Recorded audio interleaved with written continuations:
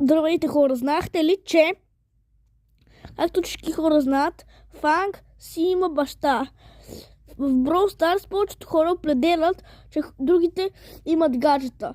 Първо казвам гаджето на Едгар, после бащата на Фанг. Гаджето на Едгар, както смятат повечето, е Тара. Не знаем защо.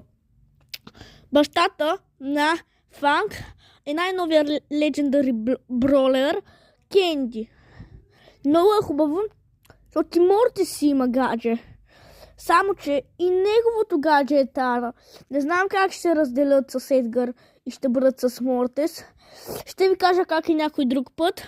Сега, докато ми остават няколко секунди, само мога да кажа, абонирайте се за канала, натиснете 2 пъти екрана. Не забравяйте да се абонирате. И така. Всички да се лайкват.